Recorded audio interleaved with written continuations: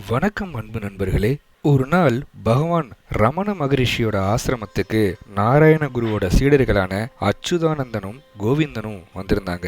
இருவரும் மலையாளிகள். பார்க்கறதுக்கு திடகாத்திரமா நல்ல நிறமா கலையா படித்தவர்கள் மாதிரி இருக்கும்போது அந்த ஆசிரமத்தில் இருந்த எச்சம்மாள்ங்கிற பக்தை அவங்கள பிராமணர்னு நினைச்சிட்டாங்க. எச்சம்மாளுக்கு ஒரு விரதம் இருந்தது. தினமும் 2 பிராமணர்களுக்கு உணவு கொடுக்கணும் அப்படிங்கிறது தான் அந்த விரதம். இவங்க 2 பேரையும் பிராமணர்கள் நினைச்ச எச்சம்மாள் தன்னோட வீட்டுக்கு மதிய உணவுக்கு வருமாறு அழைப்பு விடுத்தாங்க. அவங்க 2 பேரும் இது மாதிரி மதிய உணவுக்கு எச்சம்மாள் வீட்டுக்கு போறாங்கங்கிறத பகவான்கிட்ட சொல்லவே இல்லை. சரியா அவங்க மதிய உணவுக்கு போக வேண்டிய நேரத்துல கிளம்பிக்கிட்டு இருக்கும்போது பகவான்கிட்ட சொல்லிட்டு அப்படியே கிளம்ப பார்த்தாங்க.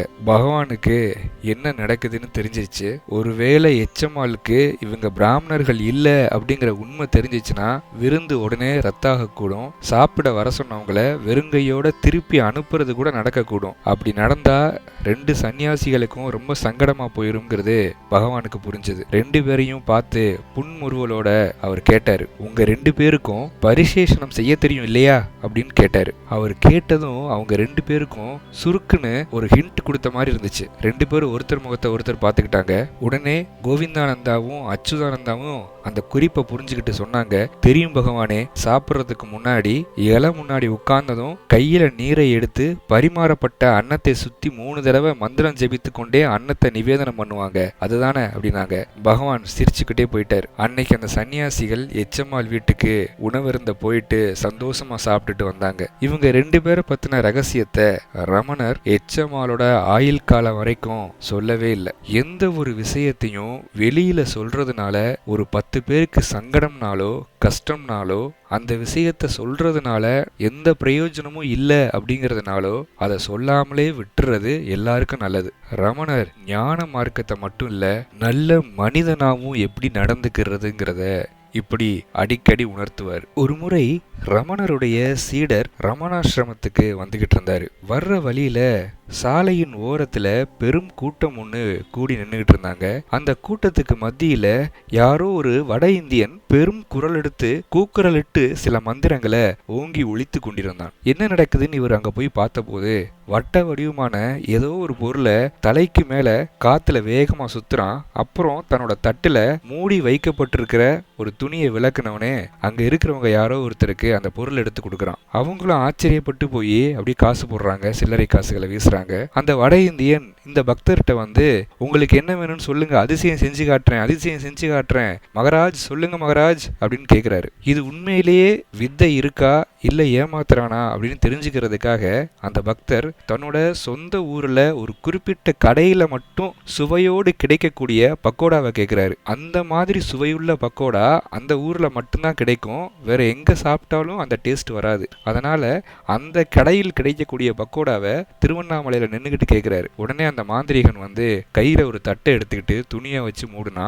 மேலும் ஒரு வட்ட வடிவமான ஒரு மர்ம பொருளை தலைக்கு மேல வேகமா சுத்திக்கிட்டே இருந்து மந்திரங்களை ஓங்கி ஒலிக்க ஆரம்பிச்சான். கொஞ்ச நேரம் கழிச்சு அந்த துணியை விளக்குறான். அந்த தட்டுல பக்கோடா இருக்கு. அதை எடுத்துட்டு வந்து இந்த பக்தர்கிட்ட கொடுக்குறான். பக்தர் அதை கையில வாங்கி பாக்குறாரு. சூடா இருக்கு, சுட சுட இருக்கு. அதை எடுத்து நுகர்ந்து பாக்குறாரு. வாசனை அப்படியே இருக்கு. சாப்பிட்டு பாக்குறாரு. தன்னோட சொந்த ஊர்ல பக்கோடாவோட சுவை அப்படியே இருக்கு. அந்த பக்தருக்கு அப்படியே வாயடைச்சு போயிடுறாரு. நம்பவே முடியல. திருவண்ணாமலையில நாம இங்க நின்னுகிட்டு சொந்த ஊர்ல கிடைக்கக்கூடிய அந்த சூடான பக்கோடாவை எப்படி வர வச்சு கொடுக்க முடியுது, யாருவேன் அப்படின்னு திகைச்சு போயிடுறாரு. கூட்டம்லாம் கலைஞ்சது. இவரும் சில காணிக்கைகளை போட்டு ஓரமா ஒதுங்கி நிக்கிறாரு. கூட்டம் கலைஞ்சு முடிச்சதுக்கு அப்புறம் அந்த வித்தை காட்டுறவன்கிட்ட போய் இந்த பக்தர் பேசுறாரு. சாமி, நீங்க வந்து ஏதோ மந்திரங்கள் சொல்றீங்க, அப்புறம் இந்த பக்கோடா வர வச்சு காட்டுறீங்க, இதெல்லாம் எப்படி உங்களால முடியுது?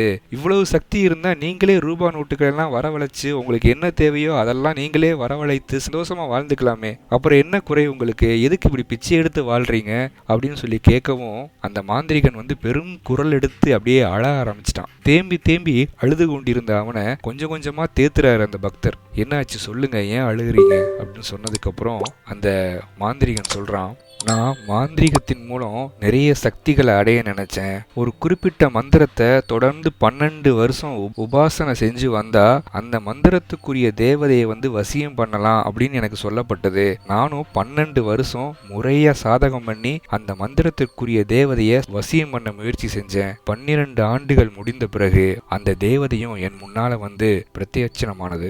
மந்திர சாஸ்திரப்படி 12 ஆண்டு காலம் நான் உபாசனை செஞ்சதுனால அந்த தேவதை எனக்கு அடிமையாச்சு. ஆனா அந்த தேவதை எனக்கு ஒரே ஒரு நிபந்தனை வச்சது, இனி என்னோட வாழ்நாள் முழுக்க எனக்காக எதையும் கேட்க கூடாது. அந்த தேவதை நான் என்ன கேட்டாலும் கொடுக்கும், ஆனா வாழ்நாள் முழுக்க எனக்குன்னு நான் எதையும் கேட்க கூடாது. நான் பிச்சை எடுத்து மட்டும்தான் சாப்பிட முடியும் அப்படிங்கிற நிபந்தனையோட என் கூடவே இருக்க ஆரம்பிச்சது. அன்னையிலிருந்து சிறை வாழ்க்கையில வாழ்ந்துட்டு இருக்கேன் அப்படின்னு சொன்னான். இந்த விசித்திரமான கதையை கேட்ட அந்த பக்தர் ரமணாசிரமம் சேர்ந்தாரு. இங்க வந்த பின்னாடி ரமணர்கிட்ட தாம் பார்த்த கேட்ட இந்த நிகழ்வை எடுத்துரைத்தாரு. இத அமைதியோட கேட்டுக்கிட்ட ரமணர் சொன்னாரு, சித்திகளை தேடி ஓடுபவர்களுடைய நிலைமை கடைசியில் இப்படித்தான் முடியும் அப்படின்னு சொன்னார். ரமண மகரிஷி சொன்னது ஆரம்ப நிலை சாதகர்களுக்கு மட்டுமல்ல, ஆன்மீகத்தில் ஈடுபடும் அத்தனை பேருக்குமான ஒரு எச்சரிக்கை மணி. ஒரு முறை 2 குடியானவர்கள் மதிய வேளையில சுடுகாட்டுக்கு பிணத்தை தூக்கிட்டு போயிருக்காங்க. தோல் வலிக்க தூக்கி சென்று இறக்கி வைத்த பிறகு திரும்பி ஊருக்கு வர்ற வழியில ரமணாசிரமத்தை பார்த்திருக்காங்க. ஆசிரமத்துல மதிய சாப்பாடு கிடைக்கும் அப்படிங்கிற நம்பிக்கையில அந்த 2 குடியானவர்களும் நேர ஆசிரமத்துக்குள்ள வந்துட்டாங்க. அப்போ ஒரு குடியானவன் இன்னொருத்தவன்ட்ட சொல்றான், இந்த இடம் ரொம்ப புனிதமான இடம், நாம சுடுகாடு வரைக்கும் போயிட்டு வந்திருக்கோம், பிணம் சுமந்திருக்கோம், அதனால நம்ம குளிச்சுட்டு தான் சாப்பிடணும், அதான் முறை அப்படின்னு இருக்கான். இன்னொருத்தன் சொல்லியிருக்கான், பசி வைத்த கிள்ளுது, ரொம்ப தூரம் பிணத்தை சுமந்துகிட்டே போயிட்டு வந்திருக்கோம், என்னால தாங்க முடியல, பசியில எனக்கு மயக்கமே வருது, உடனே எனக்கு சாப்பிடணும் போல இருக்கு, முதல்ல நான் சாப்பிட்டுறேன் அப்படின்னு சொல்றான். இவங்க 2 பேரும் பேசி பேசி அந்த விவாதம் ஒரு பஞ்சாயத்தாவே ஆயிடுச்சு. அவங்க பேசிக்கிட்டே வந்துட்டு நேரா ரமணர் முன்னாடி நின்னுட்டாங்க. சாமிகிட்டே கேட்டுறலாம், அவர் என்ன சொல்றாரோ அப்படியே செய்யலாம் அப்படின்னு சொல்லி 2 பேரும் ரமணர் முன்னாடி நிக்கிறாங்க. ஒருத்தன் ரமணர்கிட்ட சொன்னான், சாமி இது மாதிரி சுடுகாடு வரைக்கும் போயிருக்கோம், பிணத்தை சுமந்திருக்கோம், அதனால குளிச்சுட்டு தான் சாப்பிடணும்னு நான் சொல்றேன், சரியா அப்படின்னு கேட்குறான். ரமணர் சொன்னாரு, நீங்க சொல்றது சரி, அப்படித்தான் செய்யணும் அப்படின்னு சொன்னாரு. அப்ப பக்கத்துல இருக்கிறவன் சொன்னா, சாமி பிணத்தை தூக்கிட்டு உடம்பெல்லாம் வலிக்குது, இதுக்கு மேல எனக்கு உடம்புல தம்பே இல்ல, சக்தியே இல்ல, பசி வைத்த கிள்ளுது, உடனே சாப்பிடணும் போல இருக்கு, நான் பசியில முதல்ல சாப்பிட்டுறேன், அதுக்கப்புறமா குளிச்சுக்கிறேன் அப்படின்னு சொல்லவும் ரமணர் சொன்னாரு, ஆஹா அதுவும் சரி, பசிச்சா உடனே சாப்பிட்றணும் அப்படின்னு சொன்னாரு. 2 பேரும் ஒருத்தர் பார்த்துக்கிட்டாங்க, என்ன 2யுமே சரின்னு சொல்றாரு அப்படின்னு சொல்லவும் அவங்களுடைய முகக்குறிய புரிஞ்சுக்கிட்ட ரமணர் பேசினாரு, யாருதான் இங்க பிணம் சுமக்கல, எல்லாருமே தான் பிணத்தை சுமந்துக்கிட்டு இருக்கோம், நீங்க நான் இங்க எல்லாருமே இந்த உடம்புங்கிற பிணத்தை சுமந்துக்கிட்டு தான் இருக்கோம், இங்க இருக்கிற எல்லாருமே பிணம் சுமக்கிறவர் தான், போய் சாப்பிடுங்க அப்படின்னு சொன்னார். ஒரு சின்ன விஷயத்துல கூட எவ்வளவு பெரிய தத்துவம். நன்றி நண்பர்களே, மேலும் பல அற்புதங்களோடு அடுத்த காணொளியில் சந்திப்போம்.